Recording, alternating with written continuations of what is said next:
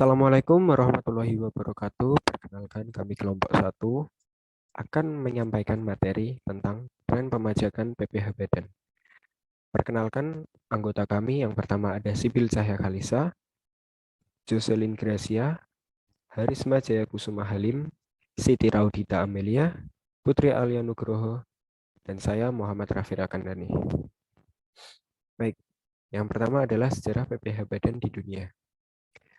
Pengenaan pajak langsung menjadi awal mula munculnya pajak penghasilan dan sudah terdapat pada zaman Romawi kuno. Selang lain dengan keadaan pungutan yang bernama tributum yang berjalan hingga tahun 167 sebelum Masehi. Pengenaan pajak penghasilan secara eksplisit yang diatur dalam suatu undang-undang sebagai income tax baru ditemukan di Inggris pada tahun 1799. Di Amerika Serikat, pajak penghasilan pertama kali dikenal di New Plymouth pada tahun 1643 dengan dasar pengenaannya adalah a personal faculties and abilities. Pada tahun 1646 di Massachusetts, dasar pengenaannya didasarkan pada return and gains. Personal faculty and abilities secara implisit adalah pengenaan pajak penghasilan atas orang pribadi, sedangkan returns and gain berkonotasi pada pajak penghasilan badan. Tonggak-tonggak penting dalam sejarah pajak di Amerika Serikat adalah Undang-Undang Pajak Federal tahun 1861 yang selanjutnya telah beberapa kali mengalami tax reform. Terakhir dengan Tax Reform Act tahun 1986. Surat pemberitahuan pajak penghasilan atau tax return yang dibentuk pada tahun 1860-an sesuai dengan Undang-Undang Pajak Federal tersebut telah digunakan hingga dengan tahun 1962. Perkenalkan, saya Harisma Jaya Kusuma Halim dengan nomor NIM 20 50 30 47 111 020. Dalam sejarah PPh Badan di Indonesia, PPh Badan di Indonesia sendiri telah mengalami perubahan sebanyak 4 kali. Pajak penghasilan badan di Indonesia ini dimulai pada zaman ordonansi Belanda, yaitu dari desakan kebutuhan serta semakin banyaknya perusahaan yang didirikan di Indonesia, seperti perkebunan-perkebunan pada tahun 1925, ditetapkanlah Ordonansi Pajak Perseroan tahun 1925, yakni pajak yang dikenakan terhadap laba perseroan yang terkenal dengan nama PPS. Kemudian PPh Badan mengalami perubahan yang pertama, yaitu berdasarkan Undang-Undang Nomor 7 Tahun 1983 tentang pajak penghasilan. Pada tahun ini, untuk pertama kalinya pemerintah melakukan reformasi perpajakan.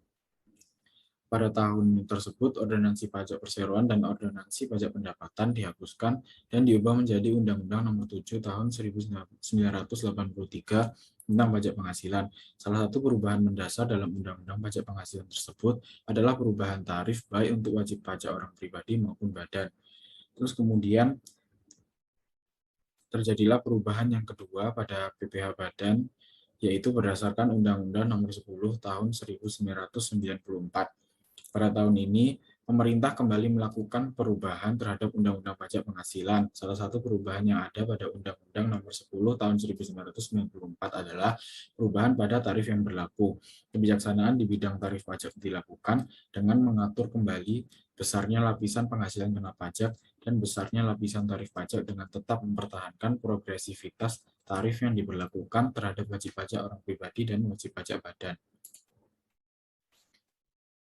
Kemudian ada perubahan ketiga, yaitu berdasarkan Undang-Undang Nomor 17 Tahun 2000, pemerintah kembali melakukan reformasi perpajakan. Salah satu bentuk dari reformasi perpajakan tersebut adalah perubahan terhadap Undang-Undang Perpajakan yang berlaku, termasuk salah satunya adalah Undang-Undang Pajak Penghasilan. Perubahan Undang-Undang Pajak Penghasilan tersebut tetap berpegang pada prinsip-prinsip perpajakan yang dianut secara universal, yaitu keadilan, kemudahan atau efisiensi administrasi, dan produktivitas penerimaan negara dengan tetap mempertahankan sistem self-assessment.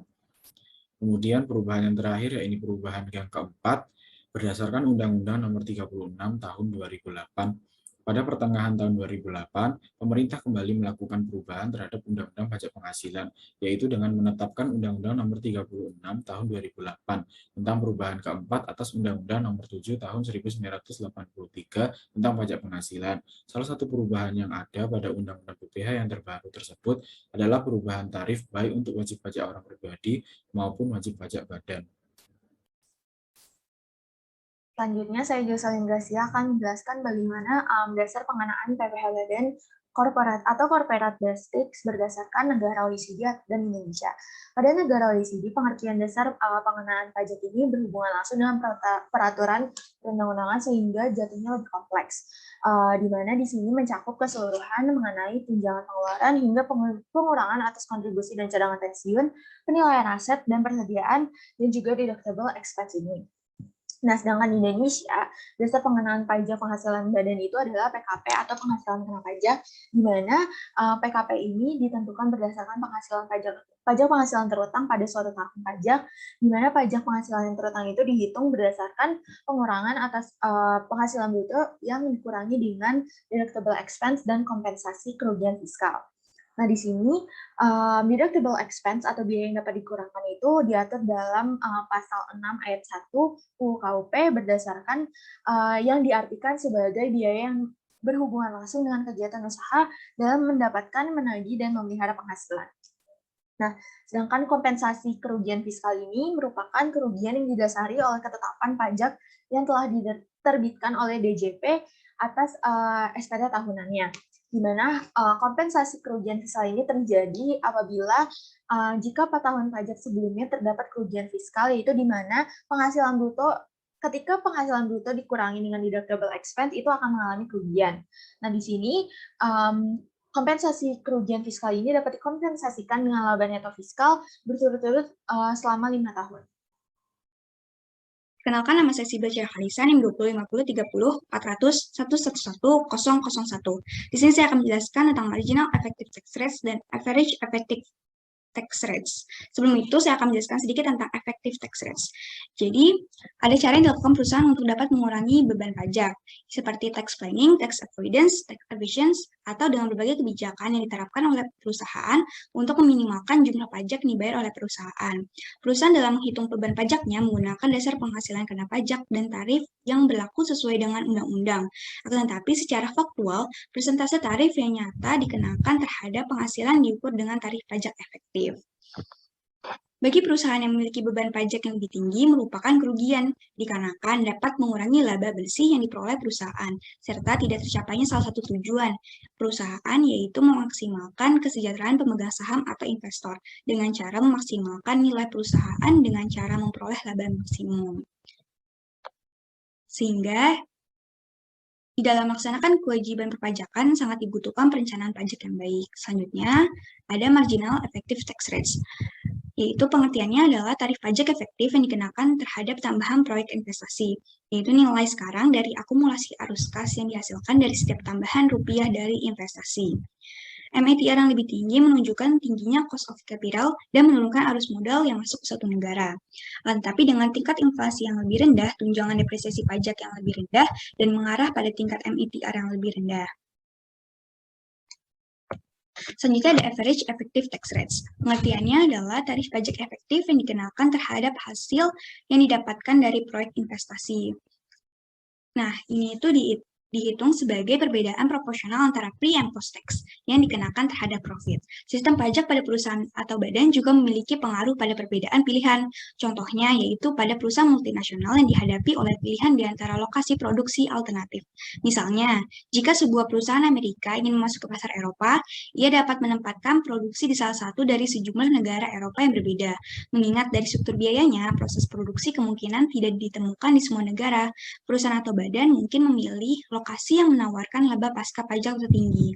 Dampak pajak pada keputusan ini dapat diukur dengan sejauh mana laba sebelum pajak dikurangi dengan perpajakan. Tergantung pada pilihan lokasi, skala investasi akan ditentukan oleh biaya modal dan MATR. Saya Putri Nugroho, saya akan melanjutkan presentasi ini.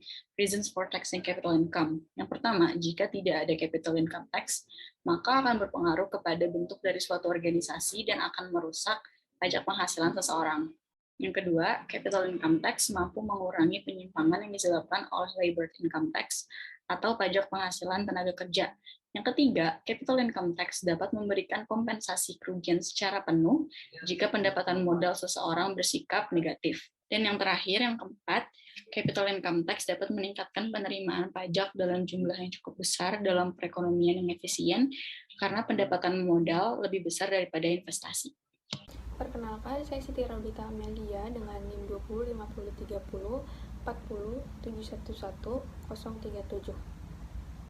Nah, jadi mengapa sih sebuah badan itu dikenai pajak?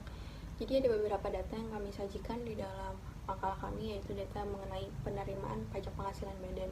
Nah, di antara jenis pajak lainnya, penerimaan pajak penghasilan badan merupakan salah satu yang tertinggi di antara jenis pajak lainnya. Hal ini mengindikasikan bahwa sebenarnya badan itu merupakan salah satu subjek pajak yang potensial. Kemudian PPh badan itu memainkan fungsi penting, yaitu fungsi withholding atau fungsi pemotongan. Nah, dengan mengenakan pajak kepada badan, otoritas pajak itu secara tidak langsung dapat mencegah pemegang saham untuk menghindari pendapatan ekuitasnya dari pemajakan, yang mana pendapatan ekuitas ini juga merupakan salah satu subjek pajak potensial. Kemudian badan tersebut berproduksi di negara yang lokasinya menguntungkan perusahaan atau badan tersebut. Di sini negara itu memberikan keuntungan kepada badan atau perusahaan, yang mana semestinya perusahaan atau badan tersebut juga melakukan timbal balik, yaitu dengan apa? Dengan membayar pajak penghasilan badan mereka. Kemudian faktor globalisasi, yang mana faktor globalisasi ini meningkatkan investor asing untuk menanamkan saham. Yang menurut Harold dan Domar, investasi itu sangat penting untuk pertumbuhan ekonomi. Kemudian menurut Todoro juga mengatakan bahwa pertumbuhan ekonomi itu merupakan fungsi dari investasi, di mana semakin tinggi besar investasinya, maka semakin besar pula pertumbuhan ekonomi yang dapat dicapai. Kemudian yang terakhir itu ada beberapa argumen jika pajak penghasilan itu dapat menstimulus aktivitas yang dapat bermanfaat bagi keseluruhan masyarakat, misalnya seperti penelitian dan pengembangan, investasi daerah yang kurang mampu, dan sebagainya.